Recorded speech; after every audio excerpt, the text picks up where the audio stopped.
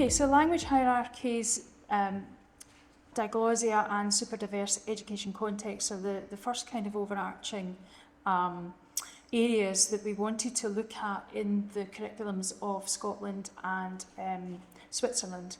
One of the reasons for that is because there's a bit of work has been done around language hierarchies, quite a bit of work in fact, within diglossic and super diverse education contexts. And much of that work suggests that marginalisation of minority languages can create barriers to children and young people's learning. So obviously our work is based in language and education. So the rationale then, Scots and Swiss German, why these two languages? Gorlach wrote some interesting work around both languages and suggested that they had historically aligned, and particularly around the 18th century, because it was at that time that they were getting repositioned as languages and what their function was. But they went in quite different, well, relatively different tracks thereafter.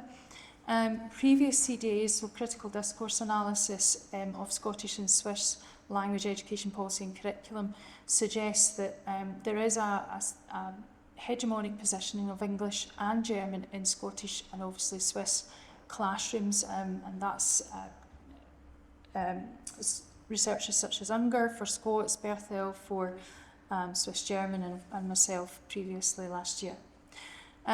So this CDA compares Scots Language and Curriculum for Excellence report, which came out in 2017, and Switzerland's Lehrplan 21 curriculum. And the reason that we chose both of those texts is because they potentially influence current practice in schools around minority languages, around Swiss German and Scots language. So the research focus, there was three main things we wanted to find out. The first thing was to establish the positioning of multilingualism in both societies, and that's massive, and of course we can't find that out in one paper, but what we wanted to do was have a sense check of where these languages are previously and currently positioned, and I think you know, that's pretty well explored. But then we wanted to relate that to the role of Scots and Swiss German within children's acquisition of multilingual competencies within each country. So in other words, we started at the top level and we worked to the middle, to the institution, to society and then institution, and thinking about, right, how does that actually happen in schools? How do these languages play a role in children's learning? And then examined the extent to which societal language hierarchies and linguistic practices are reflected in the curriculum of each education context, and to understand how they were positioned therein. So we know about Scots, and I'm not going to preach to you about where Scots is up to this point, but I will add in a few more recent interesting points about the Scots language in Scotland. So in the 2022 census, which I'm sure you're aware, 37.7% in 2000 compared to 46.2% of the population reporting some skills in Scots. It's quite difficult to compare the two census because the questions are, the results are a little bit disparate in the way that they can be compared if you are looking at it as an applied linguistics. So you're looking for patterns and you're looking for the same kind of questions. So there's a little bit of difficulty, but basically the population, there's more people reporting that they use or speak Scots than they did in 2011. You could project that perhaps recent activities by Scots language activists, and there are many, and it's now becoming more and more centralised as an activity in schools, may be creating impact for the status of Scots and Scottish society as well. However, as we go on and give you examples from the study that we've done, you'll probably see that there's still some problems surrounding Scots and its lack of cultural capital, particularly within Scotland's education system. And I can give you a direct example of that, which is only just a couple of weeks ago, where I was very luckily invited to work on a podcast with Edinburgh Uni's 93% Club. So 93% Club is a nationwide club of students that look at students from working class backgrounds who often attend Russell Group universities.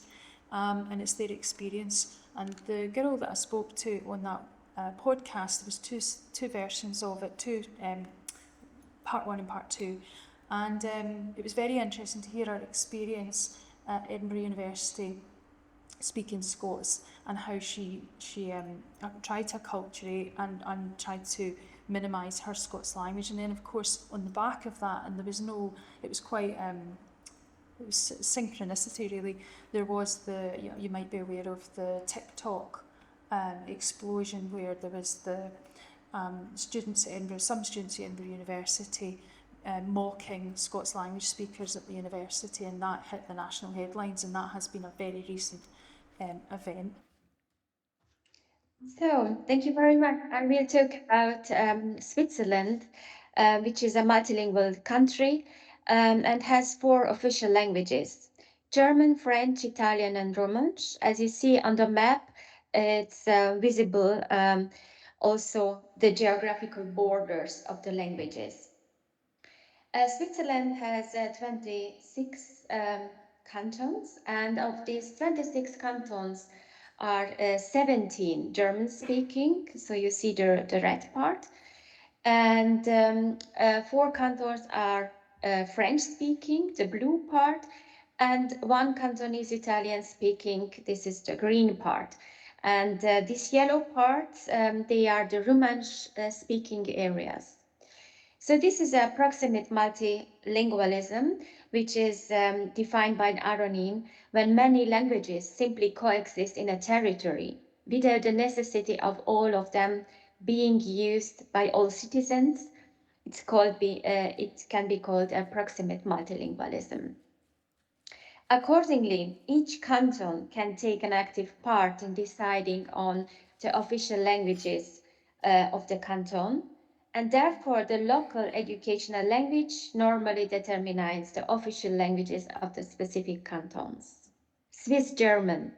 Swiss German is an umbrella term and includes several Swiss German varieties. Swiss German has a high prestige, and it means that it does not divide society into classes, as in many other countries, but it is an audible token of equality among the people. It was a quote by Stepkowska. Moreover, the oral use of Swiss German plays a significant role in a social integration. Swiss German doesn't have a written form, a standardized written form, but you can use it individually. And the written Swiss German is widely used in digital communication, within literature, and also in social media. If we compare with Scots, Swiss German acts as a marker of social cohesion rather than the division in Switzerland. Superdiversity.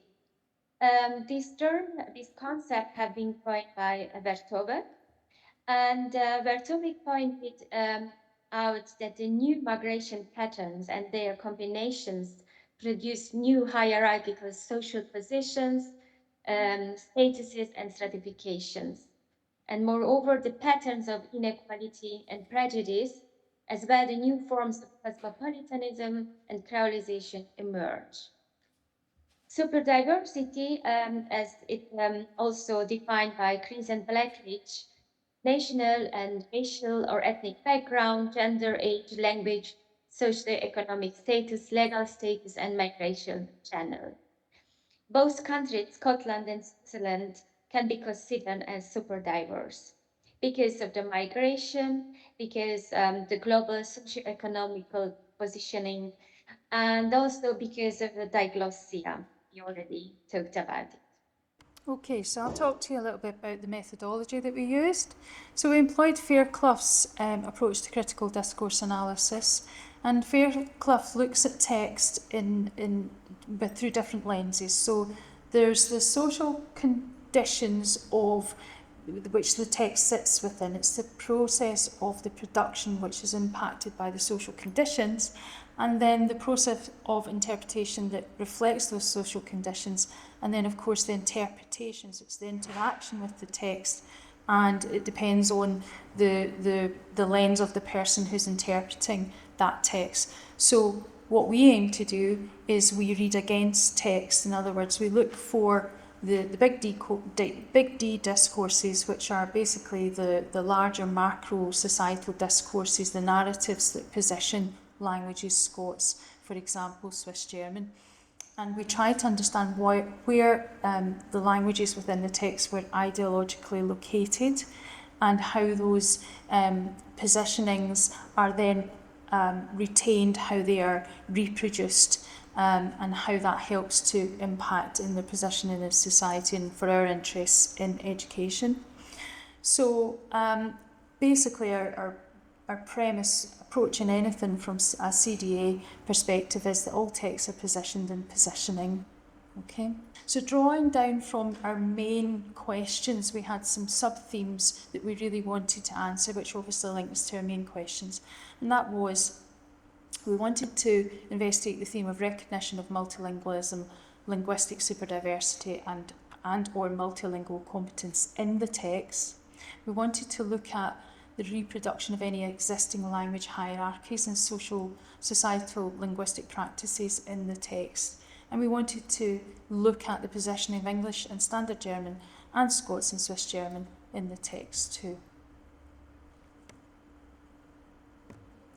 Okay, so we'll start off. We can't possibly give you all the examples that we took from both texts because we will be here till tomorrow, but we're going to give you a few examples that might give you a flavour of why we came to the results that we did. Okay, so, excuse me, drawing from theme 1, the first quote above comes from the Scots Language and Curriculum for Excellence. Curriculum for Excellence is the Scottish curriculum, and it's actually under reform at the moment, the whole system is. But the extract there says, practitioners will build upon the diversity of language represented within the communities of Scotland, valuing the languages which children and young people bring to the school. And bear in mind, the receivers of this text are generally teachers. Okay, so how does the text wish teachers to read this, and how does it wish them to consume it? So what we have to do is to understand that and then read against it. So first of all, what jumps out of you is that it states children and young people bring to school. So the linguistic superdiversity that they're referring to is from communities located beyond the classroom, not in the actual class itself. Okay. English is not mentioned in that sentence, and it's very similar throughout the text, and encourages the reader to presume that the learning already positioned within the classroom is English through omission. It's a given. Modal verb will, for example, in this extract, and the active command build upon, is telling the teacher that this is what will happen. It's detracting from the agency of the teacher, and it's stating that develop children's learning from the latter's own language and towards English, rather than facilitating learning English with the diversity of languages, including Scots, because it's not just Scots, Gaelic and English in Scotland, there's many different languages spoken in Scotland. So there's lots of data that sits behind this, but one of the things we could conclude from our study was that discourse of the Scottish classroom remains Anglo-normative. The Swiss curriculum, led by 21, acknowledged multilingualism. So multilingualism also includes numerous dialects, the 4 languages, and other first languages. Mastering dialect and some German is important for integration into society and the professions in the German-speaking part of Switzerland. We can see at the level that multilingualism has high status in Switzerland. Also, the numerous dialects and official languages, German, French, Italian, and Romansh. Swiss German and Standard German are playing an important role in the integration, and also by using in a professional life also. And as you can see, the position of Standard German is first aligned with dialect, but of mixed integrating society. However, standard German is fully grounded by means its positioning with the professions. The sequencing of the word dialect, including German, emphasizes the role of dialect in Swiss German in the Swiss German speaking part of Switzerland. If we can go to the next slide. Here. So we've drawn a couple other examples. So the Scots examples here are from across the text, and I'll give you some other examples of what we were talking about previously in the Scots language for curriculum for excellence. So Scots in the literary and English curriculum. These are phrases lifted from the text. The role of Scots in enhancing skills in literacy. Scots as part of the curriculum for excellence. Scots can help. Use of Scots. So Scots is de-agentalised in these sentences and these phrases. It's basically positioning Scots as something that can help learning in English. It's stating that it's beyond the classroom, that it comes into the English curriculum, and it has a role, but it is not central to the curriculum. Okay? It's adjunct and passive in the verb processes when you look at the actual phrases and sentences as an example there. There's an Anglo-normative discourse of the text which foregrounds English and English literacy. It omits the word English often beside the word literacy, and again that omission for teachers of usually English classrooms read that as English literacy. So again, the preferred reader is required to interpret Scots as being peripheral to English learning in SCFE. Edina. Let's see position German in the curriculum. In German lessons, learn to use dialect and some education appropriate, creative, and linguistically correct way. So you see that German has composition and also language use and adequate use of language in the German lesson. And if you read this part, the students acquire extensive competencies in the language of instruction and competencies in the second official language and one other foreign language. You see, this part has some somehow contradictory to the first part. You can know that the extensive competencies, fundamental competencies in a language of instruction, which is German, and also in the official language and other foreign languages.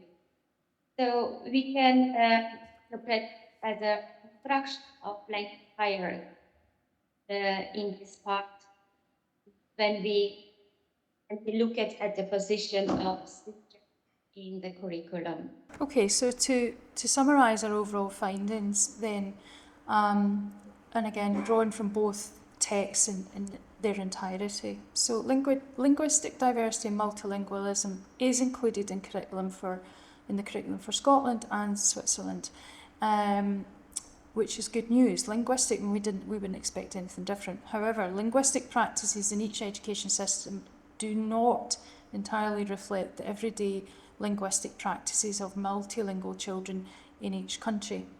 Scots appears in the Scottish curriculum as auxiliary to learning English. In Lehrplan 21, Swiss German is acknowledged, and its importance as the dialectal varieties play in linguistic creativity in the classroom is key. Both curricula indicate the dominance of the language of instruction, however, which is in Scotland English and in Switzerland Standard German, and these are core to language competencies in Scottish and Swiss schools. And there is a list of references which I don't think you can probably read from that distance, but there we are.